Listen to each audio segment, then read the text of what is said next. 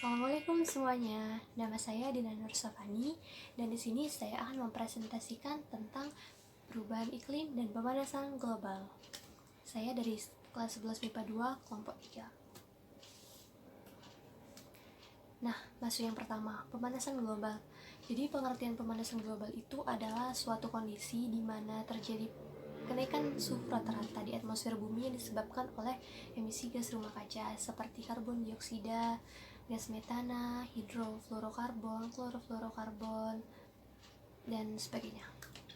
Nah, jadi selama 20 abad terakhir ini, kenaikan suhu itu diperkirakan udah naik 0,3 sampai 0,8 derajat Celcius. Nah, untuk 100 tahun ke depan diperkirakan akan naik 4 derajat Celcius. Dan itu pasti bakal mengakibatkan kerusakan atau perubahan yang banyak di bumi. Nah, untuk dampaknya nanti akan saya jelaskan di akhir video. Lanjut. Nah, sekarang kita masuk ke faktor-faktor yang menyebabkan pemanasan global.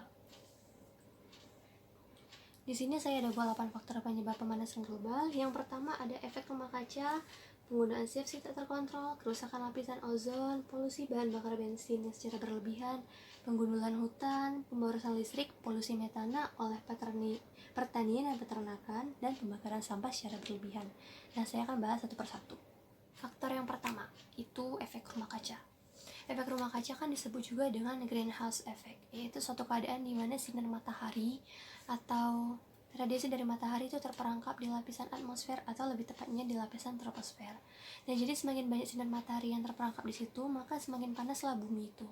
Nah, fenomena ini terjadi disebabkan oleh gas rumah kaca yang disebabkan oleh alam ataupun aktivitas manusia. Nah, gas rumah kaca sendiri itu adalah gas di atmosfer yang sifatnya itu memantulkan atau menyerap sinar matahari. Faktor yang kedua adalah kerusakan lapisan ozon. Nah, lapisan ozon ini terletak di stratosfer. Fungsinya itu untuk melindungi bumi dari sinar ultraviolet B atau UVB. Nah, jadi kalau misalkan ozon kita itu rusak, jadi sinar UVB-nya itu langsung terpapar ke bumi. Nah, sinar UVB ini sebenarnya bahaya karena kalau untuk manusia dia bisa menyebabkan kanker kulit dan katarak. Selain untuk manusia, untuk makhluk lain juga berbahaya, jadi dia berpotensi untuk mengganggu keseimbangan ekosistem gitu. Nah, gas rumah kaca yang menyebabkan kerusakan ozon ini adalah klorofluorokarbon. Nah, yang ketiga adalah penggunaan CFC atau klorofluorokarbon yang berlebihan. Yang seperti saya bilang tadi, kan klorofluorokarbon itu merusak lapisan ozon. Nah, ternyata klorofluorokarbon ini dia tuh terdapat di beberapa peralatan rumah tangga seperti AC dan kulkas.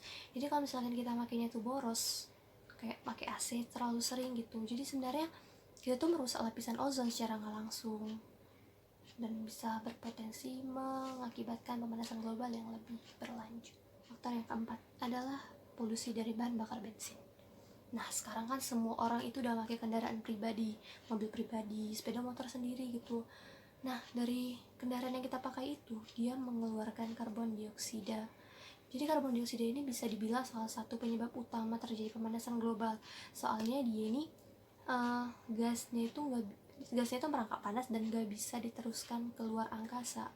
Jadi udah tetap di bumi aja gitu. Makanya kalau semakin banyak kendaraan, semakin panas bumi ini.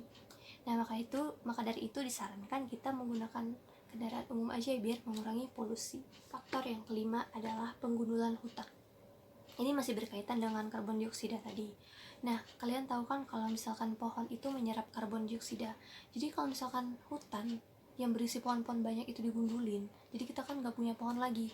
Jadi terjadi peningkatan karbon dioksida karena nggak ada lagi yang nyerap karbon dioksidanya itu. Nah, maka dari itu kita harus menjaga hutan agar bisa mencegah pemanasan. Yang keenam adalah pemborosan listrik. Energi listrik itu kan udah jadi salah satu bagian dari kehidupan kita. Nah, untuk membangkitkan tenaga listrik kita membutuhkan batu bara dan minyak bumi. Nah, pembakaran batu bara dan minyak bumi ini menghasilkan karbon dioksida. Makanya kalau nggak mau menambah karbon dioksida, kita nggak boleh boros-boros menggunakan listrik. Kalau misalkan di luar negeri sendiri, pembangkit listrik itu udah diganti dengan tenaga angin, air gitu. Tapi di Indonesia tuh masih pakai batu bara dan minyak bumi, makanya jangan boros-boros pakai listrik. Faktor yang ketujuh, polusi metana dari pertanian dan peternakan. Gas metana ini dia menempati urutan kedua setelah karbon dioksida sebagai penyebab utama dari pemanasan global. Nah, gas metana ini berasal dari bahan-bahan organik. misalkan di peternakan, itu tuh berasal dari sapi. Sapi itu mengeluarkan gas metana yang dalam bentuk sendawa atau buang angin. Nah, ternyata peternakan itu menghasilkan lebih banyak gas metana daripada industri minyak. Faktor yang ke-8 yaitu pembakaran sampah secara berlebihan. Nah, pembakaran sampah itu menghasilkan gas metana juga sama kayak peternakan tadi.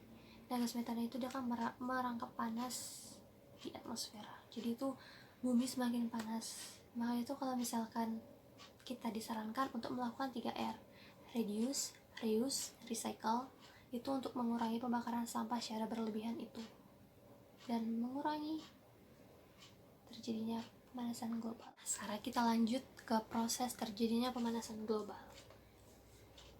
Di sini saya sudah ada gambarnya, jadi saya akan menjelaskan secara singkat aja. Nah, kan itu matahari masuk ke bumi, mau menyinari bumi. Sebagian ada yang diserap, sebagian lagi enggak. Sebagian yang nggak diserap ini, dia tuh mau dipantulkan lagi ke luar angkasa lewat atmosfer. Tapi karena di atmosfer kita itu udah banyak gas-gas dari efek rumah kaca tadi itu, kayak karbon dioksida, gas metana, dan lain sebagainya. Jadi panas mataharinya itu nggak bisa melewati atmosfer tadi. Makanya dia tuh kembali lagi ke bumi, dipantulkan lagi ke bumi. Nah, itu tuh terjadi terus menerus setiap hari. Jadi semakin banyak gas yang nggak kembali keluar angkasa, yang nggak lewat atmosfer tadi itu, maka semakin panaslah bumi ini. Nah, itulah yang disebut dengan pemanasan global atau global warming. Nah, seperti gambar yang di sini, nyalakan yang tadi, sinar matahari masuk, diserap oleh atmosfer bumi. Dan ini yang mau dilepaskan lagi lewat atmosfer bumi. Tapi karena udah banyak gas-gas kayak klorofluorokarbon dan karbon dioksida, gas metana, jadi itu dia dipantulkan lagi ke atmosfer. Oke, sekarang kita masuk ke perubahan iklim. Nah, perubahan iklim ini kan erat kaitannya dengan pemanasan global tadi. Nah, sebenarnya apa sih perubahan iklim itu?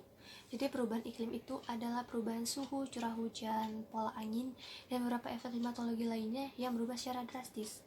Nah, perubahan iklim ini dia juga turut mengubah komposisi dari atmosfer global. Perubahan iklim terjadi ketika sistem iklim bumi menghasilkan pola cuaca yang baru. Nah, makanya terjadi perubahan iklim. Karena dia mirip dengan pemanasan global, jadi faktor penyebabnya itu mirip dengan pemanasan global tadi. Kayak efek rumah kaca, kerusakan lapisan ozon, kerusakan hutan gitu. Di sini aku buat pemanasan global karena dia faktornya mirip sama yang tadi pemanasan global. Jadi bisa dibilang tuh kalau misalkan udah terjadi pemanasan global, otomatis akan terjadi perubahan iklim. Oke, kita masuk yang terakhir, dampak dari pemanasan global dan perubahan iklim. Jadi yang pertama itu ada gunung es akan mencair. Itu karena pemanasan global kan suhu semakin meningkat, jadi es di kutub itu mencair. Terus curah hujan akan semakin meningkat dan badai akan sering terjadi. Angin akan bertiup lebih kencang dengan pola yang berbeda-beda. Itu disebabkan oleh perubahan iklim tadi. Karena kan perubahan iklim itu dia mengakibatkan perubahan curah hujan, pola angin, gitu. Terus air tanah akan cepat menguap itu karena panas. Terus cuaca menjadi sulit untuk diprediksi dan bahkan akan jauh lebih ekstrim. Nah, contoh itu kayak sekarang kan udah terjadi pemanasan global. Kayak sekarang tuh pagi itu mendung, tiba-tiba nanti siangnya tuh panas, terus malamnya tuh hujan. Itu disebut cuaca tuh udah nggak bisa diprediksi lagi. Sulit untuk diprediksi, bukan nggak bisa diprediksi lagi. Terus meningkatnya kasus orang yang meninggal akibat dari cuaca yang sangat panas. Ini terjadi di beberapa negara yang dia tuh memang suhunya tuh udah sangat panas, jadi bisa menyebabkan orang meninggal. Terus kenaikan permukaan air laut. Kenaikan permukaan air laut itu disebabkan karena es di kutub tadi kan udah mencair dan airnya itu mengalir ke sungai-sungai, ke laut maksudnya. Nah, makanya permukaan air laut jadi naik karena airnya itu bertambah dari es yang mencair tadi. Lanjut, menyebabkan kekeringan yang berkepanjangan. Karena suhu yang sangat panas tadi itu bisa menyebabkan kekeringan. Ini terjadi di beberapa daerah sih. Terus dapat menyebabkan gagal panen akibat cuaca yang sangat ekstrim. Nah, kan tadi cuaca udah sulit diprediksi dan bahkan jadi ekstrim gitu ya kan. Terus ini tuh berdampak bagi para petani yang dia tuh misalkan mau panen, terus tiba-tiba terjadi badai gitu. meningkatnya hama pangan akibat perubahan iklim. Dan yang terakhir, populasi hewan dan tumbuhan akan semakin menurun karena dan bahkan terancam punah karena terganggunya ekosistem tadi. Seperti yang udah aku jelasin, akibat dari pemanasan global tadi kan kayak penggundulan hutan, adanya UVB, itu kan mengganggu ekosistem. Nah, itu berdampak pada populasi hewan dan tumbuhannya. Nah, begitulah kira-kira yang bisa saya sampaikan. Nah, jadi sekian presentasi dari saya. Mohon maaf jika ada kesalahan kata atau penyampaian materi yang saya sampaikan tadi, karena manusia tidak luput dari kesalahan. Wabillahi taufiq wal hidayah. Wassalamualaikum warahmatullahi wabarakatuh. Dadah.